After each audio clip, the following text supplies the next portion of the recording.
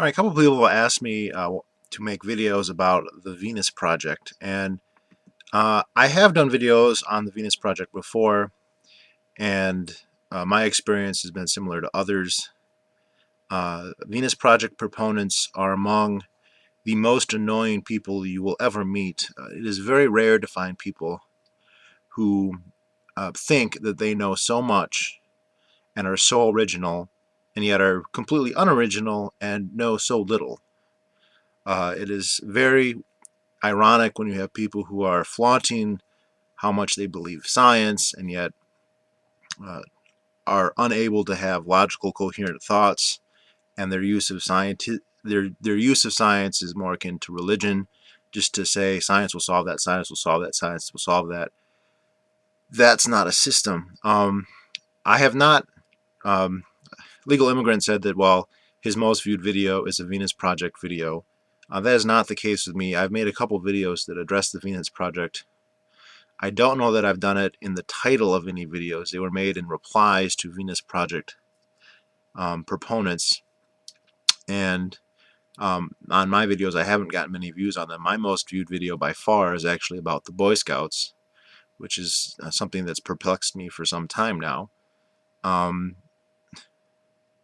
But I've gotten into comment wars with Venus Project people. I remember about 2 months ago, on a video not about the Venus Project at all, I made the pretty mundane and narrow argument that um, all capital has its genesis in human labor, that all capital goods at some point can be traced to a human labor, which is a pretty narrow thing to say. It doesn't imply very much. Saying that doesn't mean that we can't have automation or that we can't have robots or that we can't have computers. It's just saying that, well, if we were to have a robot that built things, us having built the robot would be the genesis of that capital. And this person, this very first comment didn't say Venus Project, but it said, you know, well, isn't it possible to have artificial intelligence genesis of capital? And I said, well, I mean, I knew right away that this guy was a Venus Project follower. And I said, well, it's possible that you can have machines build machines, but the initial machines had to have been the result of human labor. That's all I'm saying. And he just, I mean, we probably had 200 comments back and forth, and it was just completely absurd. Um, I am not going to do a definitive, all-encompassing debunking of the Venus Project for a couple reasons. One, it's fruitless to talk to these people. Two, their movement is going nowhere. Uh, the Venus Project is, in effect, a result of the very popular Zeitgeist movies, which the Zeitgeist movies are very entertaining, they're very snazzily edited, but they were produced by a megalomaniac named Peter Joseph, or who calls himself Peter Joseph. And the Venus Project actually proper is been around a lot longer than Zeitgeist, and it's headed up by another megalomaniac and a geriatric named Jack Fresno. Well, the two of them have had a schism, which tends to happen when you have egomaniacs. There's a video of Jack Fresno trashing Peter Joseph, and for being a megalomaniac. If you watch Jack Fresno, he is obviously a Marxist. He has the same ideology now that he had in the 1930s. He hasn't evolved at all. The ideas that he is talking about is, in a broad context, what's known as a technate society. The idea is very socialistic and very old. It can find direct roots all the way back to Plato, if not before. The idea that we have a planned society that's planned from the top. Who the planners are does change. So Plato said philosopher kings. Marxists would say the proletariat or the secretariat, as it turns out, in effect every time. And Jack Fresno says artificial intelligence, basically God robots. Now, In order to get to that point, someone else is going to have to be centrally planning everything before we get to the God robots, and presumably that will be him, uh, or technicians that he approves of, or Venus Project party members. But it's extremely unoriginal. It's been tried in principle and has failed miserably uh, to the detriment of millions of people. So I'm not going to talk about everything about the Venus Project. There's a couple points I want to bring up. One is about the allocation of resources. Now, Austro-libertarians are, of course, all familiar with the socialist economic calculation problem. I'm not going to rehash it here, and I'm not just going to cite it because these people have never read Mises, and making abstract arguments just goes right over their heads. So look at it like this. Resources can be allocated in one of two ways. And these two ways have parts within them, but these two methods would include all methodologies of allocating resources. One is with private property and a price system, or the free market way, and the other way is by fiat. So the free market way, you have supply, you have demand, you have producers, you have consumers, and of course everybody is both. And the arbitrage of the market, people deciding whether they value this or that good relative to a certain quantity of medium of exchange, money, or direct through barter, happens, and sellers try and bid up, buyers try and bid down. The result on the arbitrage of the market is reflected in a price that clears the market, and that price changes in reaction to the two forces of supply and demand, which of course have lots of factors that go into them. I mean, demand can be something very practical, like it gets cold out, so a demand for coats, warm coats goes up. It could be much more subjective. Let's say a certain movie comes out where somebody wears a certain type of coat, say a leather jacket, so the leather jacket suddenly become more popular.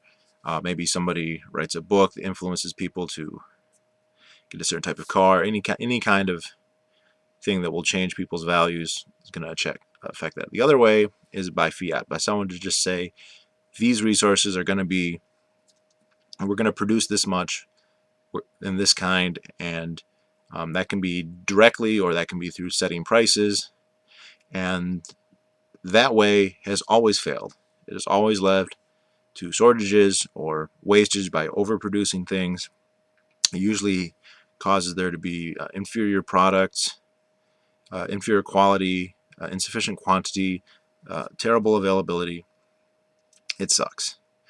The only way that works so far has been the market system. Now, Venus Project people just say, well, computers can get around that. There's no known way for this to happen. There's no known way for computers to get all the inputs from all the millions of people making trillions of decisions every couple hours. Every single person is making hundreds or thousands of decisions every day. It depends how minute you want to go. And there's billions of people, and all that information is aggregated into the price. The buying and selling of everyone on the planet for gold affects the price of gold for me to look at on my app on my phone. That little number, that price, tells me it has aggregated everything without a central authority doing any aggregation. And it tells me that for gold, it tells me that for apples, it tells me that for books on Amazon, and for musical instruments, and for everything. There is no fiat way to do this without causing massive misallocations of resources. None. In a debate with Stefan Molyneux, a proponent of the Venus Project, the host of V Radio, at least the former host of V Radio, I don't know if he's still there, said, well, they have computer programs, and Stefan pointed out, well, yes, they do, and all of them rely on their basic input as what the prices are. So their basic input is assuming the market system already. And so you can't say, well, we're just going to have a new model that rejects that. It's like completely, and he just wouldn't say, no, we'll just have computers do it. We'll have computers do it. The computers are using the market system as their input. That's the only valid inputs that they can even use. The other ones are just going to be by fiat, what you think the thing should cost. And that doesn't work. Now, the videos I made before were in reply to a Venus Project user who, I don't know if he did this, but he said he was going to take his videos down anyway, not because I convinced him, but just because it's not clear to me why he would do that. But he said, yeah, the supply and demand, that sounds fine. It sounds like it would work, but the thing that you don't understand, and this is the conceit of Venus Project people, they think that they have some secret knowledge that the rest of us are ignoring, is you don't understand that producers can artificially increase demand forever, and they'll just always be producing more and more and more. And that's where all the waste comes from, because there's overproduction, and the overproduction is possible because of advertising. Basically, the production chain is always getting longer and bigger because they can always increase demand, and so they're always increasing how much they're consuming, and so it's a system that can't last forever, and it's based on the producer's ability to always increase demand through advertising. That I just don't understand how influential advertising is. Now, I understand that advertising is very useful. Companies spend billions of dollars on it every year. They wouldn't do that if they didn't think they were getting something from it. But to say that it can force people to buy things to the point that there's always increasing demand is patently absurd. If that was the case, if what he was saying was true, then no company ever would go out of business or see decline in sales, because all they'd have to do is pay for advertising, and that will increase demand, correct?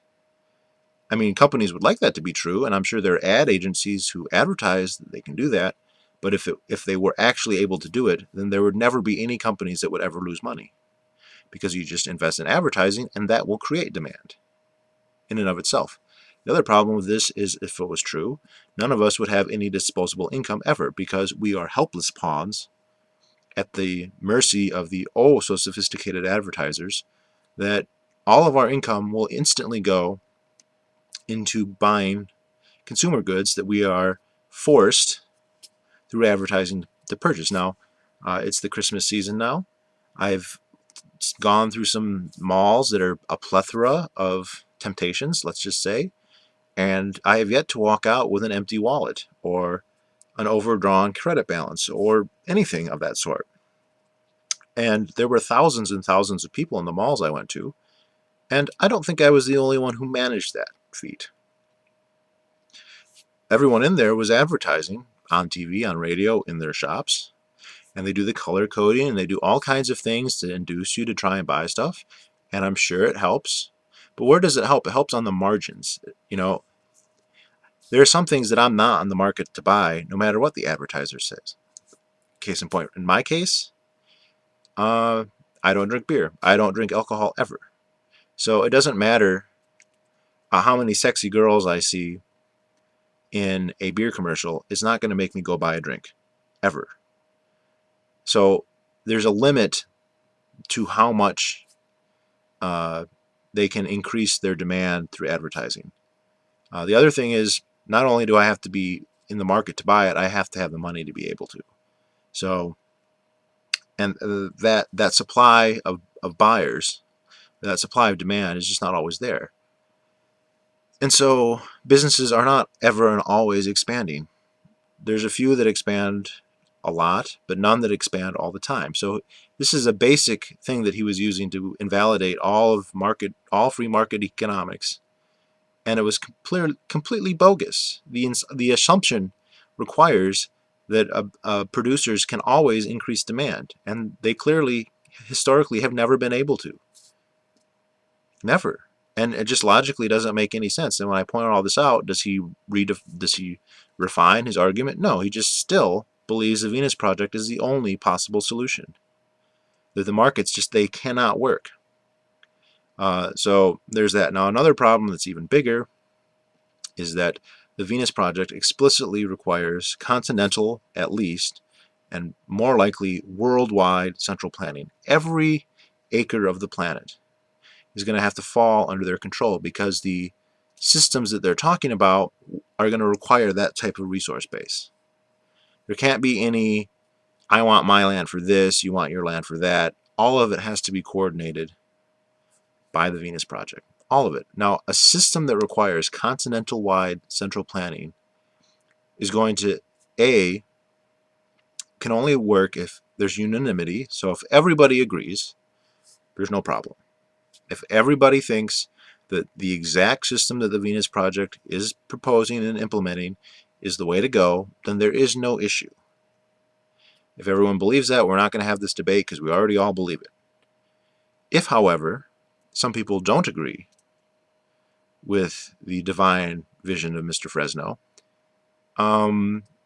that's a problem, because if those people have property, as they currently do, that property can't be in their hands. That property has to be under the control of the Venus Project overlords. Otherwise, the Venus Project won't work. You know, they have their plans, and it's not just physical space on the planet, it's the resources that they'll need access to. So if you own a silver mine, they say, listen, look, I know you want to sell silver to jewelers and to make coins and whatever else you want to do, but we need the silver for our mag trains and whatever other new age bullshit fiction, you know, gets us horny. And so, you know, agree to disagree, but we're taking your silver mine. I'm sorry. That's just the way it has to be. And that's the way it's going to have to be, because it doesn't allow for people to use their resources for anything else. And that's fucking tyranny. That's the worst tyranny that you can have, unless everybody agrees. And, I mean, this is in keeping with their general trends. That's a totally silly assumption to have, but it's a necessary assumption. And it's funny, when I point this out to Venus Project people, I never get any indication that it ever even occurred to them. It's obvious. It's right there on their website that you have to have continental-wide, at least continental-wide central planning. So this is just patently false. There are 300 million people in the United States. I think in the North America there's probably double that number, 600 million people. I haven't checked in a long time. In the world, of course, there's 6 billion people. Most of those people own some property. Many millions of them own rather substantial amounts of property, including resources like gold and silver and iron and copper, and access to geothermal energy, which is something they are very interested in. And most of those people, or at least a big part of them, many millions, in their value, the things that they want in their life are predicated on having that property for their use, for their personal use. Some people think it's nice to own their own farm. Some people think it's nice to have a house on the beach or in the mountains. Some people think it's invigorating to own a factory or a mine or to work in one. And the Venus Project, and it's very interesting because all they're talking about, oh, you can do whatever you dream, whatever you dream. No, you can't. You can only do the things that the Venus Project says you can. And anything else is an aberration. And this is very interesting because Peter Joseph is especially creepy about this. You know, because I've seen him on the Alex Jones show where Alex will say, well, what if people want this or that? And he'll just be like, people shouldn't want those things. And we're talking about basic things like having a house, having a cabin, having any private property, because it's an aberration. You know, and this is another thing, is Venus Project people think they're experts on everything. They think they're experts on anthropology, on economics, on science, on technology, on history, on everything, on, on central banking, on money. And they're not experts on anything. They don't know. I'm not an anthropologist, but as a layman, I'm very interested in human evolution. I probably know as much about that as any layman you're ever going to meet. And anthropologists don't believe the things the Venus Project people believe. Venus Project people, cult members, have just invented their own world that they like to imagine exists, and it doesn't. You know, Peter Joseph would just say, if people want that, that's aberrant. I have news for you. At no point in human history has there been a utopia where everyone just sits and receives anything that they desire. It's never happened. So to propose that that's going to be your system, that's aberrant. That would be unlike the rest of human history. And so to be disdainful to those who, advocate a system where people are going to have to work. Um, you know, I think it doesn't make any sense. There's other problems. There's an incentive problem which they gloss over totally. They say, well, um, a robot's going to do everything. Like, no, there's going to have to be some technicians who make stuff work. Well, how many? And usually I hear it's 10% of the population will have to do it. It's totally amazing that it came out to that exact number. So it's indication that that's not really an estimate so much as just kind of a plausibly sounding make-believe number. Uh, but it is absolutely silly to assume that anyone will do any work. If, say, they need computer programmers or metallurgists or technicians to whatever, what's the incentive for those people to work if everything that they want is at their fingertips? Unconditionally. You know, um, sure, maybe I like to program, and I might program for an hour one day, and I might be like, well, you know what, I'm tired of programming. I think I'm just going to sit on the beach the rest of the day. What if that's not enough to make the Venus Project work, and it starts to fall apart? Will I be compelled to work? I don't know. The other thing is that there are clearly resources that are finite. Now, Julian Simon would disagree with this because how you divide a resource can potentially be infinite. So, we can take a piece of steak and it can be cut into half and then cut into quarters and then all the way down to atoms, basically. But there are items that are not divisible and that can't be reproduced no matter how much technology you have. I think the easiest example to use is something like a Stradivarius violin. And I think it's an apt example because Venus Project people are always saying you get to be an artist, you get to do whatever you want, you get to indulge your things, and they say artist, painter, musician. Well, I am a musician, and I know a lot of musicians, and I know a lot of string players.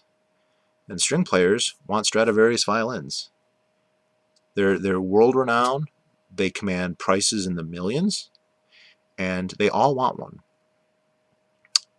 For whatever reason, because they sound great, because there's an ambience, because there's a history, they are highly, highly valuable. But there's only 600 of them or so in the entire world, and no more can be made because Stradivarius is dead. And they could counter, yeah, but machines will be able to make replicas. Now, that's not possible today. There aren't any replicas that are the identical to Stradivarius violins. But let's concede the point and say that's possible. And I think it probably is possible to make something that's indistinguishable from a Stradivarius violin. That doesn't mean it's a Stradivarius violin. We can make Xerox copies of the Mona Lisa right now. That doesn't mean people are going to value the Xeroxes as much as the Mona Lisa. Because value is subjective. People value things, and they value aspects of things, sometimes specifically because they're not reproducible. To look at something that is unique, that's not a copy. That's why a signature that's not a copy is considered more valuable than an identical copy of that signature. Because value is subjective. And so who's going to get the Stradivarius violins in the Venus Project? Millions of people want them now. If no one has to work, I imagine there'd be a lot more people trying their hand at violin. And the demand would be even higher, but the supply won't change. Maybe there'll be a lot of copies. I don't think that there would be, but let's just assume that there were. Still, so some people get the copies and some people get the originals that are more valuable. How is that fair? How is that egalitarian? How is that in any way justifiable? And I've had some of them come to this conclusion and say it's just an insoluble problem. I've had others say we should just destroy all the Stradivarius violins because if we can't make it equal, then nobody should have it. So that's a real forward-thinking problem. And again, I've never encountered a Venus Project person who this occurred to. And I use these in examples, and people say, "Oh, those are just weird examples." Like, well, no, that would be all goods that cannot be reproduced. So all fine art, all old nostalgic things, places. Not everyone can live on Key West. Not everybody can live on Long Island. Oh, maybe if we had high-rise buildings, but then who gets to live on the ground floor or whatever floor is considered the best? Who gets to scale Mount Everest? It doesn't have an unlimited capacity to take hikers. Who's going to decide these things? in an egalitarian way. How does the Venus Project computer know who values face time in front of Michelangelo's David, for instance? Lots of people would like to see that sculpture, but we can't all see it at the same time. We can make facsimiles, but people want to see the original. How does the computer tell which person values it? I mean, it's easy for us to say, well, I want to see it, and another person can say, I want to see it. Which one wants to see it more? Does the can the clicker read from your thumb how valuable you think it was? No. There's no known way. I'm willing to listen to someone who says, well, hypothetically, maybe we can read your mind. But yeah, let's just try and be realistic here. The technology to do that, even a methodology for approaching to do that, is unknown at this point. So you're going to predicate a system on technology that you have no feasible way of bringing in. There are other stupid claims they make. There's a technocratic NASA bureaucrat who is just convinced that the world would be perfect if he could run everything.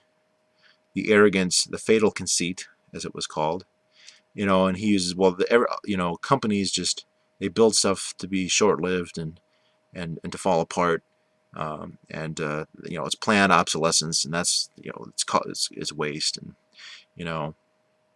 well, that's okay. Look at this. See that?